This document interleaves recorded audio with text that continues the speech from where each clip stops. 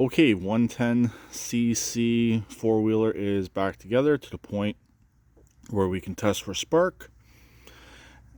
As you can see, the starter's all in place.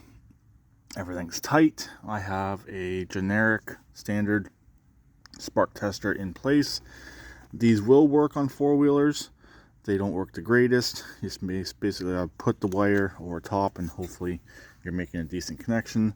Same with on this end right here. Obviously keep it away from metal. It does not lock in on that end or that end, but I have used these in the past and you can normally get a decent reading. So let's see what happens. Oh yeah, we got spark. So next step will be is finish up some of this wiring. I just have the starter wire connected to the jumper cables. I might get it connected up to the solenoid. Unfortunately, the trigger button I ordered was incorrect. The wiring was the correct colors, but this plug right here was wrong. It was actually backwards to what this currently is. This plug here connected in fine, but it was the 6-pin was incorrect. So unfortunately that will have to go back to Amazon. I might take this apart and try and clean it up and make it work, just so I don't have to order one, and it will help out later on down the road if I do decide to put any more parts into this little bike. But since it has spark, we are much farther down the road. I gotta put some oil in the engine. I know it's slow with the small hole on the other side.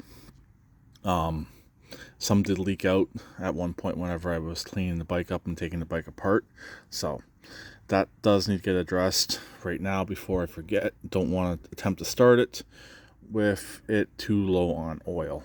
I'm not going to put 100% clean oil in this. I got some good used oil, same stuff I used on the Falcon to clean out its crankcase, so I'll put some of that in here, make sure we're up to level, and I'll pull off that air filter. That air filter needs to be replaced anyways. I do have one. I might even have a carburetor that's in fairly decent condition, or I can pull parts off of it, and with this one here possibly make one good carburetor out of 2 or 3. I have a few of them kicking around. Like I said, don't want to spend too much more on this. It is going to be a parts bike regardless of everything, but a running parts bike is definitely better than a non-running parts bike. So I'm gonna get set up and get some oil in it. Next video will be seeing if it will fire and run. I'll talk to them later. Please keep it redneck like always, and please subscribe and comment.